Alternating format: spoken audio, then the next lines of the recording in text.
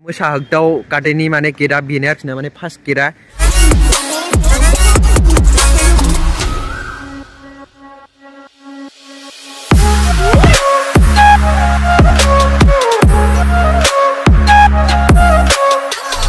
चलो लोगोफोर नोंथांमोनखौ बे आंनि सिदार मोसाहारि इउटुब चेनेल बरायना थालायबाय माने नोंथांमोना थाम्बनेल आरो ससे भिडिअ क्लिपाव नायनानै मिथिखाबाय जानो हागौ आं माने दिनैहाय टावां गार्डेनाव फैदों आरोखि ना माने दा बिनि नामानो जाबाय मोसा हगदाव होनो ओमफ्राय दा आं मिथिला आरोखि ना मोसा हगदाव होनदों ओमफ्राय बेबो पोस्टाराव मोजां नायबासै माने डाइरेक्ट सिङाव हाबफैबाय आरोखि ना माबायदि मोसा हगदावा होननानै ओमफ्राय सिङाव फैबाय बिदि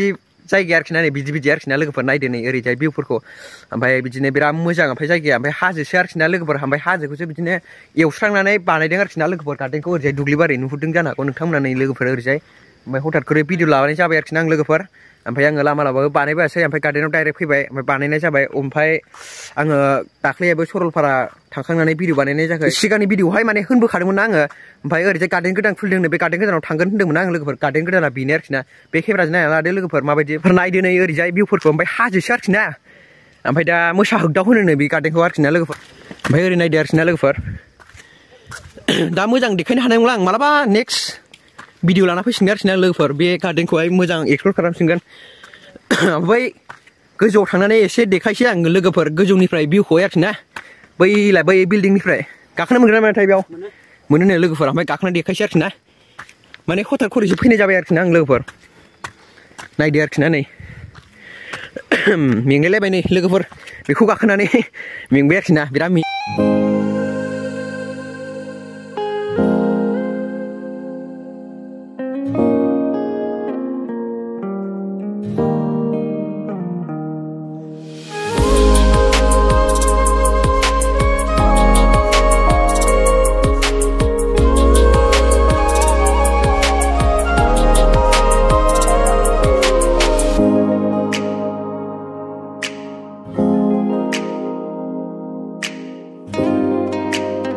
दं नै लोगोफोर आङो नायबाय था आरोखि ना दिनै भिडिअखौ लोगोफोर बिराद गोजौ जाबायमोन आं भिडिअ बानाया लोगोफोर माने एसे लोमजादोंमोन आरोखि ना गगाबो मोनदोंमोन बेनि थाखायनो बानायनो हायाखै ओमफ्राय नायना लादो लोगोफोर बे केमेराजोंहाय बिदि फिल नुयो आरोखि ना लोगोफोर भिउखौहाय बेबायदि फिल नाङो आरोखि ना नायदो भिउफोरखौ लोगोफोर एसे ओमफ्राय ओरै दै दं आरोखि ना गौरां पार्कनि बायदि ओमफ्राय दा नाव हिरि गैथ'आ आरोखि ना माने गोदानसो नालाय लोगोफोर गार्डेना ओरै नायदो नै फुरा भिउफोरखौ दा नै सानाबो हाबबाय नैबेलाय लोगोफोर सानाबो हाबबाय दा ओरैजाय नैबे हाग्रा बारिथिं सेस बानायजोबगोननो लोगोफोर गार्डेनफोरखौ माने नैबेलाय दासो बानायगासिनो दं आरोखि ना बेयाव जेबो थैयाबालाय जेबो गैया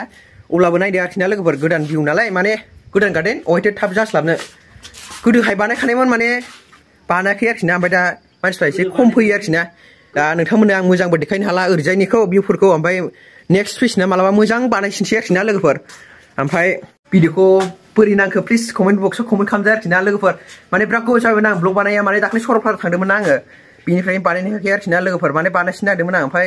हठात करे हरावहाय गगा मोनना थाबाय नालाय ओमफ्राय आं लोगोफोर हरावबो बिदिनो थाब सफैयाखैमोन ना ओमफ्राय भिडिअखौ जाय नायाखै ओमफ्य नायनो लादो आरोखि ना रायलायना थाबथादों आरोखि ना लोगोफोर आंना ओमफ्राय ओरै नायदो नै लोगोफोर बिराद मोजां नुयो आरोखि ना भिउखौहाय ओमफ्राय ओरै सान हाबबाय नालाय ओमफ्राय दा मोजां नुला नायदो नै लोगोफोर ओरैजाय एसे खोमसि नुबाय ओमफ्राय केमेरायावसो एसे दानस्रां नुबाय आरोखि ना अब्लाबो मोनाबाय आरोखि ना लोगोफोर नै ओमफ्राय बिराद हाग्रा बारिसो ओमफ्राय गार्डेना मानसिफ्रा मा गार्डेन दंब्रा बावसो होनगोन ओमफ्राय दा लामाखौ ससे देखायगोन आं लोगोफोर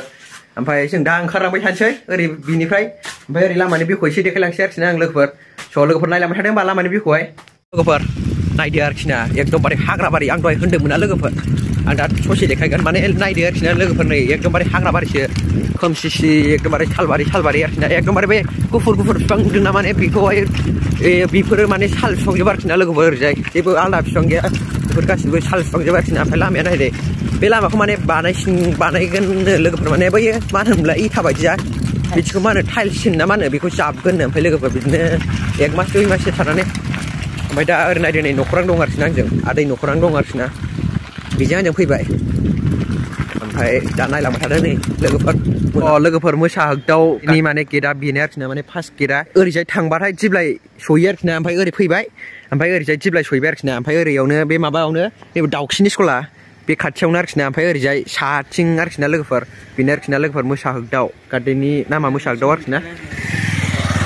बेनो आरोखि ना लोगोफोर मोसा हगदावनि गेटआ ओमफ्राय दा थाम्बनेल दोननो थाखाय आङो मोननैसो फट' खेबजानोसै ओमफ्राय बेनिफ्राय थांसै आरोखि ना लोगोफोर ओरैजाय थाङो ओमफ्राय जोंना न'आ लोगोफोर ओमफ्राय ओरैजाय सिद्दा थांथारबा माने दिप्लाय सहैगोन आरोखि ना बेजों सिद्दा थांबाय थाबा माने दिप्लायबो थांजागोन दिहिरबो सहैगोन आरोखि ना बे लामाजोंनो आरोखि ना लोगोफोर ओमफ्राय न' फारसे थांसै जोङो लोगोफोर जों दा थाबायनानैसो थांसै लावदो स' लोगोफोर बेयाव फट' मोननैसो खेबजानोसै ओमफ्राय बेनिफ्राय थांसै आरोखि ना लोगोफोर जोङो